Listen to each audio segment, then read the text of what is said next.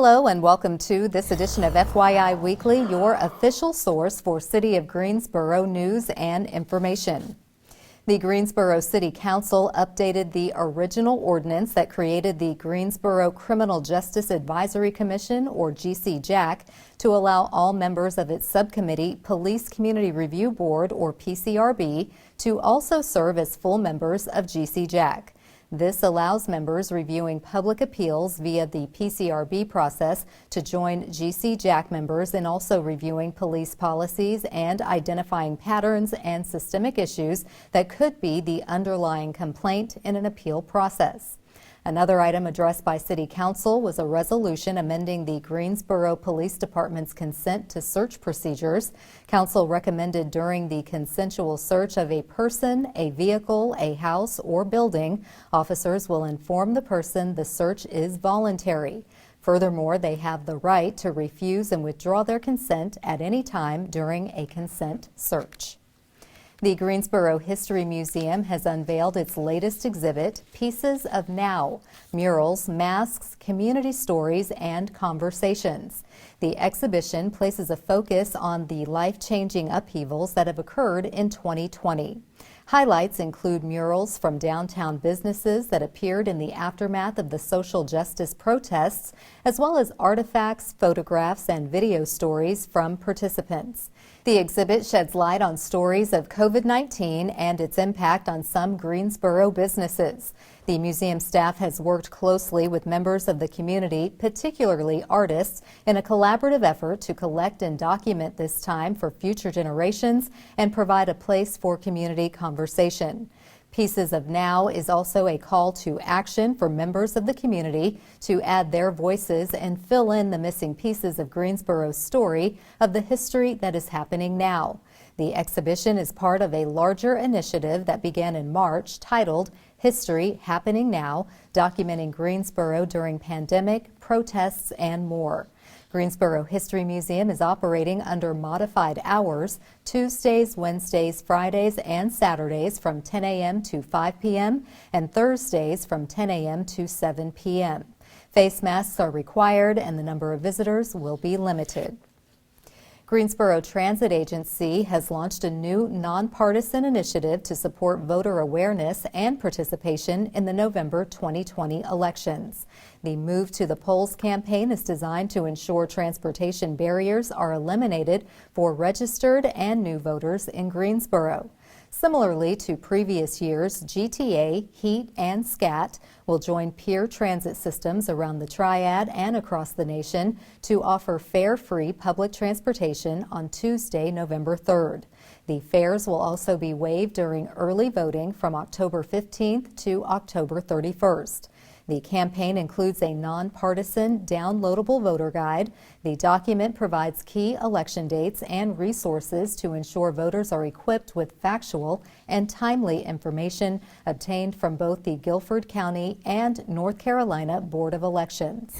By visiting the Election Station webpage at ridegta.com, voters will find access to resources identifying early and Election Day voting locations and links to verify their voter registration status. The Move to the Polls campaign is a public service provided by GTA and the City of Greensboro in partnership with several community groups and organizations. In an effort to help each of us improve our quality of life, the city developed a partnership with Cone Health to share a series of brief and informative videos designed to inspire you to make better choices when it comes to healthy living. Let's take a moment to check out today's News for Your Health. Every 40 seconds, someone in the United States has a stroke. My name is Jessica Jarvis, stroke response nurse at Cone Health. I'm here today to tell you about the signs and symptoms of stroke and how to prevent them. The number one risk factor for stroke is hypertension or high blood pressure, and it's preventable by eating a healthy diet, exercise, and taking the medications that are prescribed by your physician. Some of the other risk factors are managing your diabetes, your high cholesterol, and stopping smoking if you're a smoker. And those are all also preventable with healthy diet, exercise, and healthy lifestyle. Heredity is a risk factor, so if someone in your immediate family has had a stroke, you're at risk for stroke. Also, you're at risk if you're African American, and also more women have strokes than men.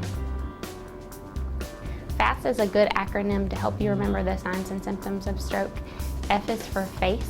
You can ask the person to smile and see if their face droops. A is for arm. Have the person lift both of their arms to see if one arm drifts. S is for speech. When the person talks, you can see if their speech sounds slurred or strange. And T is for time. Time to activate 911 to get the person help as soon as possible. And EMS is the best way to do that.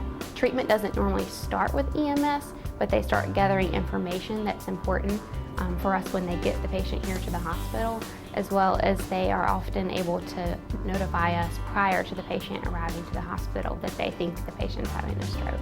We have a team called the stroke team that gets notified, and that includes myself and a neurologist and the ED team, and so you're able to get that patient treatment very quickly because we have a team that's focused on stroke. You should never take the person to the hospital yourself because it delays treatment. We see many people aren't able to have the treatments that we're able to provide because their family delayed in getting the person to the hospital.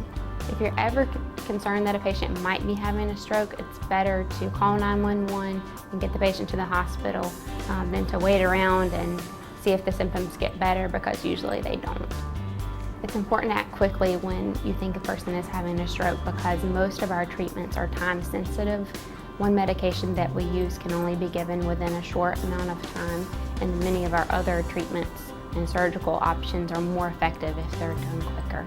I think the most important thing is for our community to know that stroke is a medical emergency.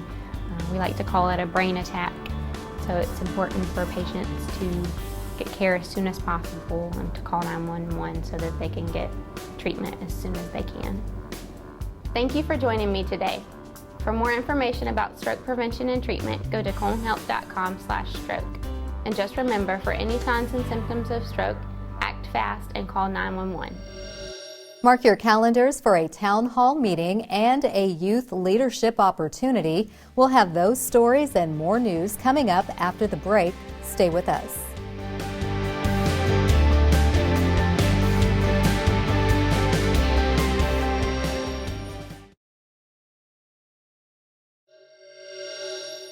Welcome back to FYI Weekly. A town hall meeting will be hosted by Greensboro City Council District 1 Representative Sharon Hightower. The virtual meeting will take place on Thursday, October 1st from 6:30 p.m. to 8 p.m. on Zoom. The town hall is open to all Greensboro residents regardless of district. Topics for the town hall include, but are not limited to, an update on barrier-free transportation, the city's 10-year affordable housing plan, and economic development projects in District 1. There will also be a presentation about the new Committee on African American Disparity and a message from City Manager David Parrish. Residents will also have the opportunity for a question and answer session with Councilmember Hightower. Anyone interested in participating must send an email to request the Zoom invitation from Councilmember Hightower. Greensboro Parks and Recreation is accepting applications for Youth Leadership Greensboro. This is a leadership development program for high school sophomores, juniors, and seniors. The program fee is $40 and assistance is available for those who cannot pay the fee. Meetings take place at the Barber Park Event Center one Wednesday a month from 3 p.m. to 7 p.m. from November until May. Due to COVID-19, the class size will be limited, social distancing requirements will be met, and all participants must wear a face covering during each session. This program is for exceptional students who want to make a difference in the community by becoming better advocates and problem solvers. Teens who graduated from the program design the curriculum. Students will learn about diversity, politics, the economy, environment, and advocacy.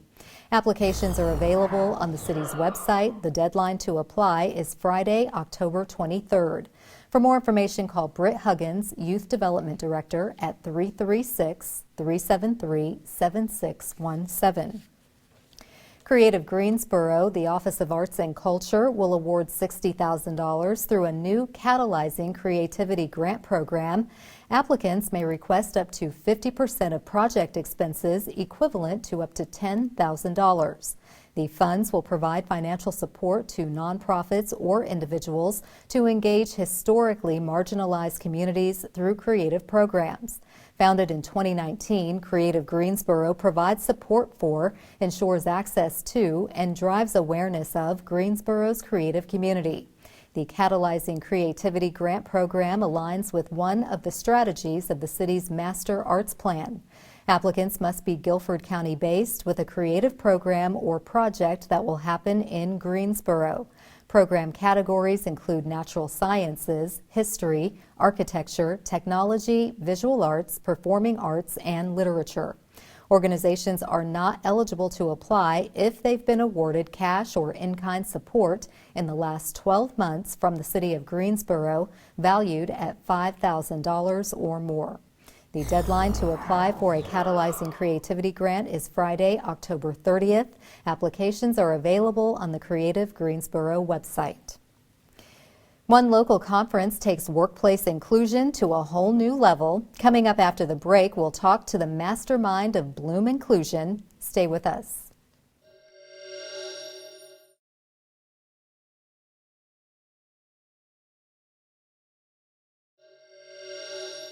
Welcome back to FYI Weekly. Local companies, governments, and corporations have an opportunity to learn industry best practices when it comes to applying innovation and inclusion in the workplace. Joining me now to talk about the Bloom Inclusion Experience is Jada Monica Drew. She is the CEO of Social Design's Leadership and Diversity Consulting of this annual conference. Hello, Jada. Welcome to the show. Thank you for having me. Oh, thank you for joining me. I'm so glad that COVID-19 has not put the brakes on this event. For folks who aren't familiar, tell us about Bloom Inclusion and what makes it different from other conferences. Bloom Inclusion came about because of the work that Social Designs does with so many different types of companies. So we work with government agencies, we work with education organizations, nonprofits, individuals. And what I found is that people tend to do a few things. Number one, they talk about inclusion very differently. So some people may say inclusion, but they mean diversity. Some people may say inclusion, but they mean social justice. And within an organization, there isn't aligning in language. And I also realized that across industries, people are having different conversations as well. And when you're in your industry, you can go to a conference, you can go to now a webinar, and there'll be people with like minds. They're learning about the same thing. They're constantly, like if you're in transportation, that's what you talk about. But there wasn't an opportunity where I saw people were actually moving across those industries to have conversations specifically about inclusion. I also noticed that the conversations around inclusion or equity, 90% typically of the time spent was about the problems. But I'm very action oriented. I am a firm believer in knowing our history and understanding it, but I also think that it's important to move towards solutions if we're going to do anything differently. And so that's where Bloom came from, ways for folks to get together and blossom together around new ideas so that not only your organizations can be more fruitful and inclusive, but also working across industries helps you to build a better, I believe, overall community, whether it's local, statewide, or now, our conference is global because of the pandemic. That's wonderful, and I think it's great that you're offering a platform with a different perspective of the very references that we're accustomed to using and hearing, but you're bringing a different meaning to it, but also forcing the challenge of solution-based as opposed to let's all come together and talk about what we already know is the problem. Now, typically this conference takes place in person. You are just joining the virtual bandwagon with everyone else. What can participants expect in the virtual experience? It was a hard decision to say we're going to move forward with Bloom because the work that we do together as these different leaders come together, it's very hands-on, it's very practical, and there's a huge networking component. And they also leave with amazing tips and tools and context. And I really didn't see a platform virtually that gave people the same amount of information and connection that I knew was possible. And so just after careful, wait time to see, what's the governor going to say next? Are we going to be able to have it in person? We decided to add a component of a conference and a course. So this year, the name of the conference is the 2020 Concourse. Conference and course together. And the conference component, we've been traveling across the country to videotape our speakers, as well as doing very, very intimate interviews with people who had already said they will be a part of the panel. And so this conference virtually will give people an experience as if they are sitting in the audience, like the last few years with Bloom, as well as an interactive experience. So we have an app, a mobile app. We also have a platform for a course, so you can follow the schedule. We've provided a schedule for the entire month, October 2nd through November 2nd, so that you don't have to feel like you have to create your own schedule. We've created it for you. And learning about inclusion and then practicing inclusion, which is one of the pillars of social designs, giving people opportunity to practice, it gives people time to take in the information, to connect with other people, and to actually apply the learning within that month's time. And I'm just really excited to see what's going to happen. It's innovative. It's changed from last year, and I'm really hoping that people will take advantage of an entire month dedicated for their individual growth that will then transpire into changing the scope and the fabric of their organizations. Wonderful. Well, we don't want folks to miss out on this, and just the little bit that you've given us sounds so phenomenal. How can folks be part of the Bloom experience, and then also when is it happening so they can reserve their seats? Bloom Inclusion opens October 2nd, so you can register now. The concourse is from October 2nd through November 2nd, and you can go directly to bloominclusion.com. Registration is pretty easy. You'll have tons of information to help walk you through the process, because we're incorporating 2 apps, because there's no app that exists that has a conference capability, the conference capability, and a course. So there's a lot of directives to help people along the way. So definitely register at bloominclusion.com. Follow us at Bloom Inclusion on Twitter as well as Instagram to just get a taste and a feel through pictures and our website to see what the experience is like. Well, you're living the innovation part for sure. If you had to create the app to really encompass what you're trying to prepare for your attendees. Now, I would imagine that the current climate and all of these calls for social equity and racial equity has really impacted your work. So has that changed your scheduling and just the overall training that you do? Yes, it has, and I'll speak from 2 areas. So the company Social Designs, we work in facilitation, we support people in consulting, and we also train and facilitate. Now, in relationship to Bloom, we like to shift according to what's needed at that moment.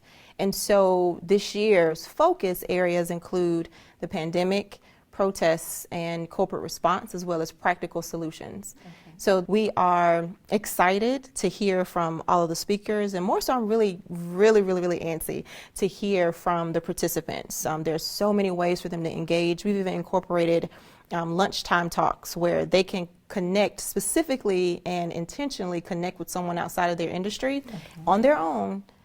Schedule time for tea, schedule time for coffee, schedule time for a lunch date. And that's something that, you give people the agency to do so, and they typically take advantage. So that's probably the part that I'm really looking forward to the most. Wonderful. Well, again, like I said, this is valuable training. I'm so grateful that COVID has not shut that down, and you make all of this available to so many various work groups within our city.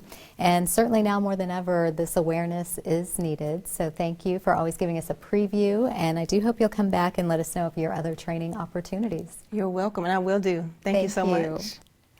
Stay tuned for some useful information about Greensboro as we tell you something about the city. That's coming up after the break. Stay with us.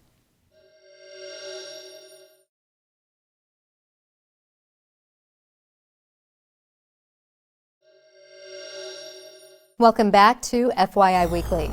One way to stay informed about decisions that impact our city is by attending or tuning in to City Council meetings at 5:30 p.m. on the first and third Tuesday of the month.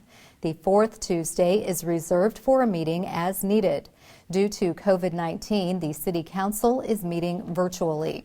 The Greensboro City Council meetings are broadcast right here on GTN. The meetings are also streamed live on the city's website and on Roku.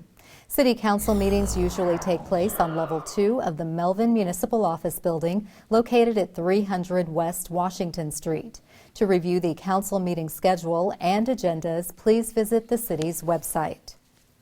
Here's an opportunity to learn a little something about the city. Specialized Community Area Transportation, or SCAT, is a prominent staple of the Triad community. As a result, it will undergo a change in its operating name. This will be accomplished with input from riders and the community. Operated by Greensboro Transit Agency, the paratransit service provides transportation for thousands of persons with disabilities, enabling valuable access to health care, employment, recreation, and several other destinations in the city. The name transition is intended to align the service with the decades of evolving service provision and customers served in the Gate City. The community is encouraged to participate in the first of 2 rounds of input by providing name suggestions online at ridegta.com or by calling 336-412-6309. Coming up after the break, we'll showcase our department spotlight, but first we have an important message about COVID-19.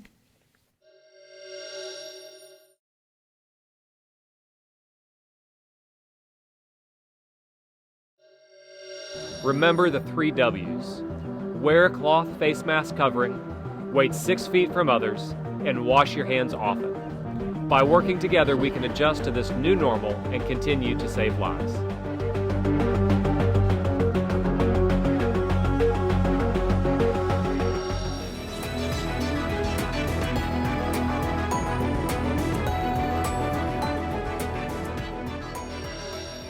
Welcome back. The City of Greensboro has more than 20 departments and several divisions committed to serving you, our residents and visitors. Let's go behind the scenes in our department spotlight.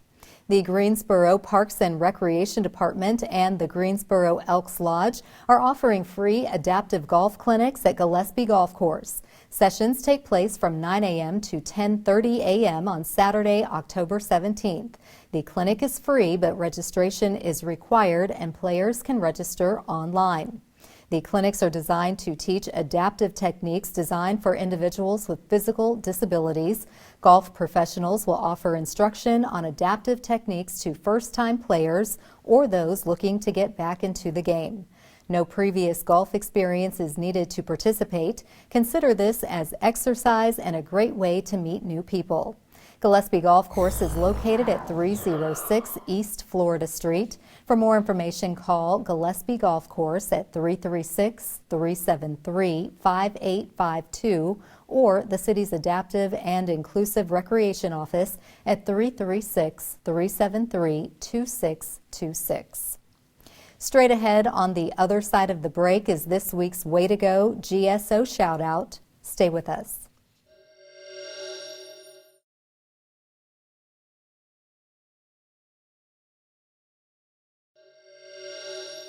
As we draw to a close, we always want to end on a positive note with our Way to Go GSO shout out. This week's shout out goes to the Greensboro Planning Department. Staff partnered with the NC Counts Coalition to host a census car parade through neighborhoods in Greensboro where the census tracts reported the lowest response rate. The goal was to encourage those residents to complete the census forms so everyone can be counted.